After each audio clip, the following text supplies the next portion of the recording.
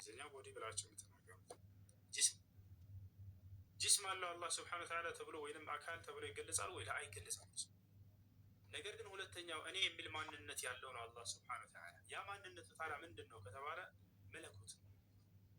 እኔ የሚል መለኮታዊ ማንነት ያለው ታዲያ ምን አይነት ነው? እርሱ ረቂቅ ነው፣ ተመርምሮ ሊደረስበት አይችልም። አሁን ላይ በእውቀት ደረጃ እናውቀዋለን። እጅ የሚል መለኮታዊ ማንነት አለው አላህ ስብሐነ ወተዓላ። ነገር ግን ያንን እንዴት ማን ነው መግለጽ የሚችለው ከተባለ ወይ አምላክ ራሱ እጄ እንዲህ አይነት ነው ካለ እንዲህ አይነት ነው እጁ ብለን እንናገራለን። ምክንያቱም ስለ ራሱ ከማንም በላይ ያውቃልና። ሁለተኛ ወይንም ነቢያቶች ደግሞ አላህ እጄ እንዲህ አይነት ነው ብሎ ነግሯቸው ከሆነ የዛኔ ይነግሩናል። ከእነርሱ እንቀበላለን ስለ አምላክ እውቀት። ይህን ደግሞ አላህ ስብሐነሁ ወተዓላ እጄ እንዲህ አይነት ነው ሳይሆን ያላቸው እጅ አለኝ ብሎ ነው የነገራቸው።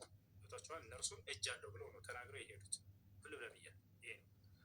ሶስተኛ ልታውቅበት የምትችለው መንገድ ያንን መግለጽ የምትፈልገውን ነገር ማየት አለብህ። ቦታቸዋል ታዲያ አምላክን ያየ አለ ወይ? አምላክን ያየ አንድስ እንኳ የለም። ይህ እንደ ቁርአንም እንደ መጽሐፍ ቅዱስ ነው።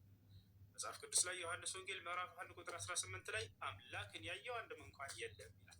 ዮሐንስ ወንጌል ምዕራፍ 5 ቁጥር 36 ላይ 35 አካባቢ ላይ ኢየሱስ ክርስቶስ ራሱ አምላክን አንዳችሁም እንኳን አላያችሁትም ማለት አያችሁ። ስለዚህ አምላክ እጅ እንዲህ አይነት ነው ብሎ ካልገለጸ፣ ልክ ነቢያቶችም የአምላክ እጅ እንዲህ አይነት ነው ብሎ ካልገለጹ፣ ወይንም አምላክን አይቶ ሊገልጽ የቻለ በሰው ከሌለ ምንድነው ታዲያ መልሱ ሊሆን የሚችለው?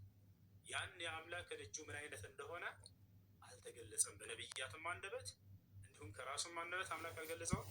አይቶ የገለጸብም አካልም የለም። ያ ነው አምላክ አላህ ስብሐነሁ ወተዓላን ብናየውማ ያኔ እመኑበት የሚለው ቃል አያስፈልግም ነበር። እያየ ነው ኸላስ። ለምሳሌ መላእክቶች አሉ። በመላእክ ማመን የሚለው የእምነታችን መሰረት ነው። ለምን ከተባለ ስላላየናቸው። ብናያቸው በመላእክት እመኑ ማለቱ አያስፈልግም ነበር። አንድ ቤት አድርጉ። ለምሳሌ ፀሐይ እናያታለን። ፀሐይ የሚባል ፍጡር እንዳለ እመኑ ተብሎ ቁርአን ላይ ይገለጻል? አይገለጽም። ለምን? ሲጀምር የምታየው ነገር ነው። ኢማን የሚባለው ነገር አልኢማን ቢልገይብ ነው። በማይታዩ በሩቅ ነገራቶች ማመን ነው። ገብቷችኋል? ካየኸውም አምላክን በአምላክ እመን ማለቱ አስፈላጊ አይደለም። እያየኸው ነው እና እየተገዛኸው ነው። ገብቷችኋል አይደለ? ነገር ግን ስለ አምላክ ባህሪያቶች ቀድመው ነቢያቶች በምድር ላይ የነገሩን ሳናየው እንድናምንበት ዘንድ ነው። አላየነውም ማለት አናውቀውም ማለት ነው። የማናውቀውን አምላክ ነው ማለት ነው? ላ አይደለም። እርሱ በገለጸልን መገለጫዎች ነቢያቶች የነገሩንን አምነን እንቀበላለን። ያልነገሩንንስ እኛ ያንን አልነገሩንም ጸጥ ብለን ዝም እንላለን። ይህ ለነቢያት ትምህርት ታማኝ ሆኖ መገኘት ይባላል። እርሳቸው ያልተናገሩትን ግን እኔ ከራሴ አምላክ እንዲህ አለው ብዬ ብጨምር ይሄ ታማኝ አይደለም ለነቢያት። አሁን በአምላክ ላይ ቅጥፈትንና ውሸትን ተናገርኩኝ ማለት ነው። ገብቷችኋል? ያለውን ነገር የለው ካልኩኝስ ይሄም እንዲሁ እንደዛ ያ እና ስለ አምላክ ባህሪ ሲነገር እነዚህን ነገራቶች ማወቅ አለብን። አንደኛ አምላክ ስለ ራሱ የተናገረውን አምኖ መቀበል፣ ነቢያት ስለ አምላክ ባህሪ አምነው የተናገሩትን ያንን መቀበል። ሁለተኛ የሰዎች ጥያቄ ሊፈጥርባቸው የሚችለው ነገር ምን መሰላችሁ? ያ ነገር ከፍጥረታት ጋር የሚመሳሰል ነው ወይ የሚለው ነው። ይሄንን ግልጽ አድርጎ ቁርአን አልመስልም እኔ ብሎ በቃ ዘግቶታል። እጅን ባየህ ቁጥር ከእርሱ እጅ ጋር ይመሳሰላል ወይ ብሎ ለሚያስብ ሰው አይመሳሰልም። በፍጹም አብሽር፣ ያንን እንዳታስብ። አይመስልም።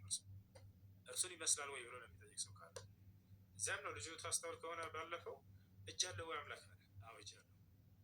እንዲህ አይነት ብሎ አወጣና ራሱን እጁን አሳየ። ለላላ እንደሱ ከሆነ በፍጹም እንዳንተ አይነት እጅ የለውም ስለው እንግዳ ምን አይነት ነው የአምላክ እጅ? ያ እንዴት አይነት ነው? ያ ከይፍ የሚባለው ነገር እርሱን ነቢያቶች እጁ እንዲህ አይነት ነው፣ እጁ ጥፍር አለው፣ እጁ እንትን አለው፣ ደም አለው ምናምን በጅማት የተወጠረ ነው ምናምን። ይህን ነቢያቶች ጸጥ ብለው ነው ያለፉት። እጅ አለው ብለው ተናግረዋል። እጅ አለው ብለው ነቢያቶች በተናገሩበት ልክ ይታመናል። ቦታቸው አዳርለ እጁ ምን አይነት ነው ተብሎ ቢጠየቅ ከይፍያ ይባላል። ያንን ሁኔታ ቦታቸው አዳር ያን ደግሞ ከአምላክ አላህ ስብሐነሁ ወተዓላ ውጭ ማንም አያውቅም አሁን ላይ። ነገር ግን ነገ የትንሣኤ ቀን አላህ ስብሐነሁ ወተዓላ በደንብ አድርገን እናየዋለን ማለት ነው። ይህን ይመስላል።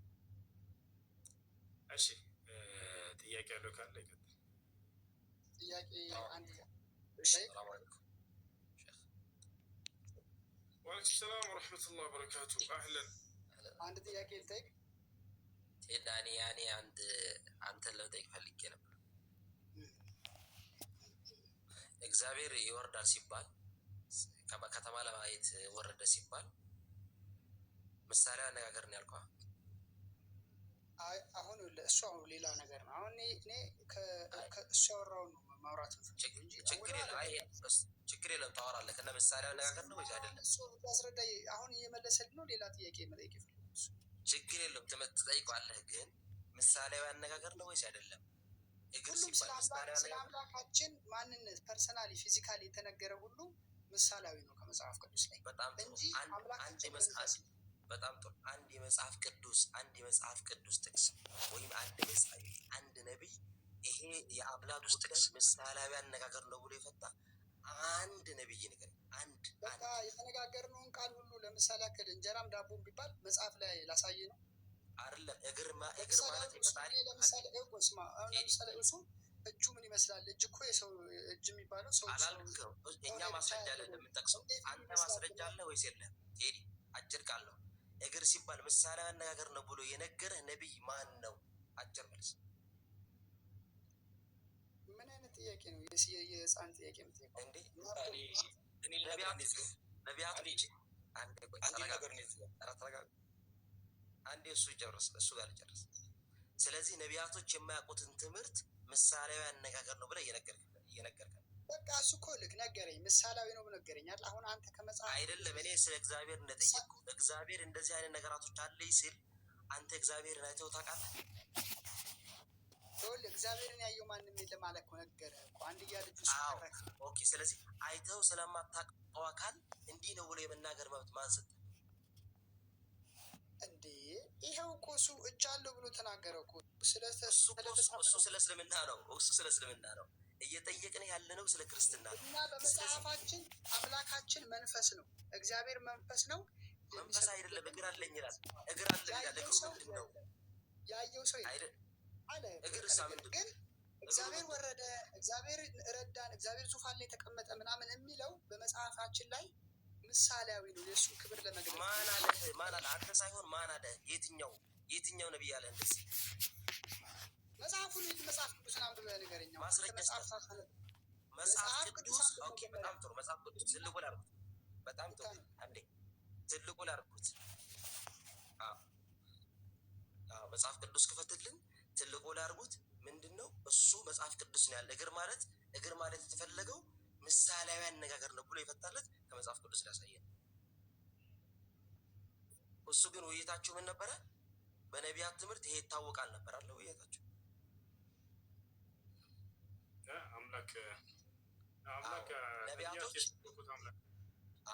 ስለዚህ ነቢያቶች እነዚህ ነቢያቶች የሰበኩት አምላክ ማን ነው?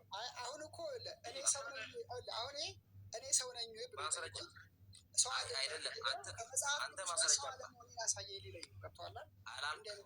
እግር የሚለው አምላክ ምሳሌያዊ አነጋገር ነው ብሎ የፈታልን ሁሉንም እንዲዘፍን ትፈልጋለህ? ስለዚህ ምሳሌ አነጋገር የሚለው ከየት አመጣሁ አንተ? እኔ የምልህ መጽሐፍ ቅዱስ አንበህ ታውቃለህ? መጽሐፍ ቅዱስ ምሳሌያዊ አነጋገር የሚለውን ከየት አመጣህ አንተ? መጽሐፍ ቅዱስ ሙሉ በምሳሌ የተሞላ ነው ከላይ እስከታች። ማን አለ? አሁን ወደ ተሻለ ክርክር አንሄድም።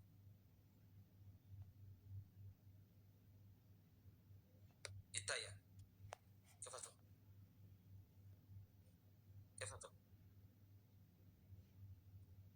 10,000 ሰዎች መጽሐፍ ቅዱስ ላይ እግዚአብሔር አለኝ ያለውን ነገር የለህም ለማለት እግዚአብሔርን ማየት ያስፈልጋል። ዘግተዋል። ያንተ ትምህርት ያንተ ክርክር ውሃ ያነሳም። ችግር የለውም እሱ ተው፣ ችግር የለውም። እናንተ ውሃ ችግር የለውም እሱ ሰው እናንተ ነገርን ምሳሌ ብዙ አለ አልኩ። ሁሉንም ምሳሌ እዚህ ልተርትርልህ? ምሳሌ ነው የሚለውን ማስረጃ ያስፈልጋል። አተርትርልኝ። ኧረ ምን እንደ ይታያል።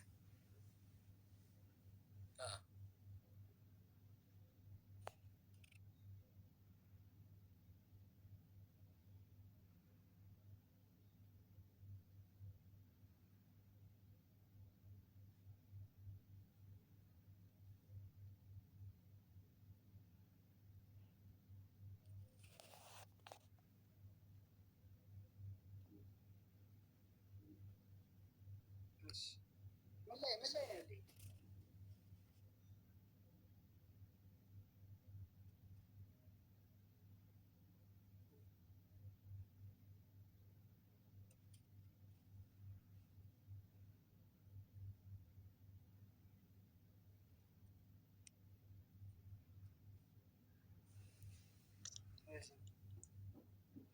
እዚህ አዩ እዚህ ጋር አዩ ነው የሚያስቀምጠው እንጂ ዝም በምሳሌ እየተናገረ ሳይሆን አይተውታል፣ ከነገሩ አይተውታል። አብዱልከሪም ከሃይማኖት አበው ለምን አሰጠውም? እጅግር የሚባለው ነገር ቃል በቃል አለው ብለው ያሉበት ቸርች ፋዘርስ ያሉበትን ሃይማኖት አበው ምዕራፍ 28 ቁጥር 30 ላይ ያወጣለት እናሳየ። እያንዳንዷ መጽሐፍ ቅዱስን ሄደ ስታነበው አሁን ቁንጽዋ አታምጣልኝና ሁሉም ራእይ ነው ወይ ደግሞ ምሳሌያዊ ንግግር ነው እንጂ አምላካችን መንፈስ መጽሐፍ ቅዱስ ሚላ አዳምጠኝ እግዚአብሔር ሰማይና ምድርን የሞላ ነው ይላል። ሂድና ደግሞ ዳዊት መጽሐፍ መዝሙር ላይ ስታነበው አሕዛብ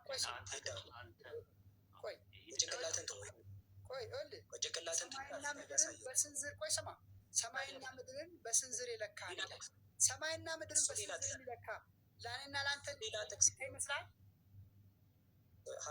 ይሄ ሀስቲ ጀነራላይዜሽን ፋላሲ የሚባል ነገር አለ። ሎጂክ ላይ አንድ የሆነች ነገር ፒክ አድርገህ መደምደም ማለት ነው። አንድ ሴት እንደዛ ያደርገው አይደለም። ይኸው እያሳየሁ እኮ አንተ ምሳሌ አልከን፣ እኔ እሺ ምሳሌ የሌሎች ቦታዎች ላይ ምሳሌውን ታውቁልን እና እዚህ ጋር መጣሁ።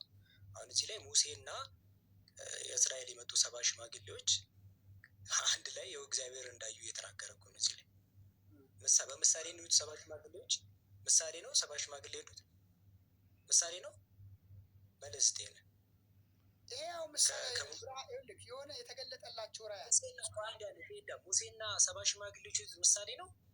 አዎ ራእይ ነው። ለምሳሌ ያክል አንድ ነገር ልንገርህ። በዘጸአት ላይ ሙሴና 70 ሽማግሌዎች የወጡት ራእይ ነው ይሄ።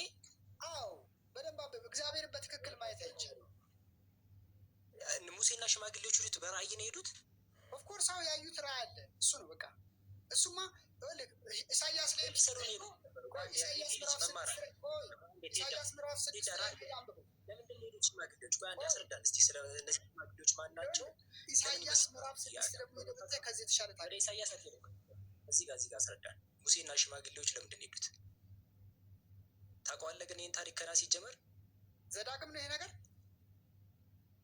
ገና አቅጣጫውን ማታ የትን ራእይን የመሰለ መጽሐፍ የከፈትክልኝ ዘዳግም ነው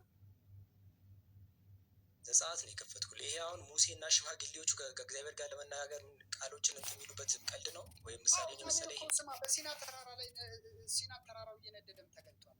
እዛ ጋርም እኮ በእሳት መልክ ምሳሌ አይደለም ተገልጧል። እግዚአብሔር በተለያየ መልክ ተገልጦላቸዋል። ግን እሱ እግዚአብሔር ማለት አይደለም። ቴዳ አትቀየር አንዴ ቴዳ አትቀየር። መጀመሪያ ምሳሌ ነው የሄዱት ሽማግሌዎች አሉ። ግን ይሄ ራእይ ያልኩ መስሎ ነው። ሽማግሌዎች አይደለም ሙሴና እነዚህ ሊነጋገሩ ሄደዋል። በመጀመሪያ ደረጃ እዛው ላይ እንደው እግዚአብሔር ሙሴን ወደ እኔ ተራራው ውጣ፣ በዚያው እነሱን ታስተምር ዘንድ እኔ የጻፍኩትን ሕግና ትእዛዝ የድንጋይ ጽላት እሰጥሃለሁ ብሎ የሚቀበሉበት እዚህ ያወሩበት ስፍራ ኢዝራኤል ማለት ነው። ይህንን ነው አንተ ምሳሌ እያልክ ስትቀደድ ነበር። አዳመኝ ልጨምርልህ። ቆይ ልጨምርልህ። ይሄን አነበብኩልህ። እኔንም አዳምጠኛ አነበብክልኝ። በቃ ሰማሁ። እኔ ደግሞ ልጨምርልህ ሌላ ምሳሌ ኢሳያስ ምዕራፍ 6 ላይ እንደዚህ ይላል። ንጉሥ ዖዝያን በሞተ ዓመት እግዚአብሔርን በረጅም ከፍ ባለ ዙፋን ላይ ተቀምጦ አየሁት። የልብሱንም ዘርፍ መቅደሱንም ሞልቶ ነበረ። ሱራፌልም ከእርሱ በላይ ቆሞ ነበረ። ለእያንዳንዱም 6 ክንፍ ነበራቸው። በሁለት ሱራ ነው። አንተ አንድ የተቋርጬ ነበር። አትቋርጬ አሁን ይሄ ፊዚካል አይቶታል ማለት ነው። አንድ እባክህ የጠየቅኩህን መልስልኝ። እዚህ ላይ አይተውታል ወይስ አላዩትም? ተገለጠላቸው እንጂ በክብሩ እግዚአብሔርን በዓይናቸው ማየት አይችሉም። ሰማይና ምድር የሞላ እግዚአብሔር እንዴት የሆነ ቦታ ቆሞ ያዩታል? ስትመለከት አይተውታል ወይስ አላዩትም? የእስራኤልን አምላክ አዩ ይላል ዘጸአት ምዕራፍ 24 ቁጥር 10 ላይ እነዚህ ሽማግሌዎች ከሙሴ ጋር የነበሩት የአንተን ጭንቅላት እኮ አይደለም እንደ ሊሆን አይችልም ምናምን ሳይሆን እሱ የአንተ አእምሮ እኮ ነው። የአንተን አእምሮ እኮ ማንም አልጠየቀህም። ህልም አይከለከልም፣ ምኞት አይከለከልም። መጽሐፍ ቅዱስ እኮ ፋላሲ የለውም። በደንብ አድርገህ ቁጭ ብለህ አንብብ። ከላይ እስከታች ይገባሃል። እግዚአብሔርን ማየት አይቻልም። ሰማም እንዴ? ሰማይና ምድርን የሞላው ተቋርጬ ነበር። ተመልሻለሁ። አንዲት ሄዳ ተቋርጬ ነበር። ተመልሰሃል። አንዲት ሄዳ አእምሮን አይደለም እኛ ከአእምሮ ጋር እየተከራከረ አይደለም። መጀመሪያ እዚህ ጋር ራእይን መጀመሪያ ሽማግሌዎቹ ከእግዚአብሔር ጋር ለመነጋገር ሙሴና ሽማግሌዎች ሄዱት ይሄ ህልም ነው ወይስ ሪያሊቲ ነው? መጀመሪያ ቴዳ እነዚህ ሽማግሌዎች ሁለት አይነት መገለጥ ተገልጧል። አዳም አንዳንድ እግዚአብሔር አልጠየቁም። ኧረ የተጠየቀውን መልስ መጀመሪያ ሙሴ ከነዚህ ሽማግሌዎቹ ማን ናቸው ታውቃለህ? ሽማግሌዎች ማን እንደሆኑ ማን ናቸው? ከሙሴ ጋር የነበሩ ናቸው። እስራኤላውያን ናቸው። እነዚህ ታዲያ በህልም ነው እየሄዱ ያሉት ወይስ እግዚአብሔር አዳምጠኝ፣ ሌላ ቦታ ሄድና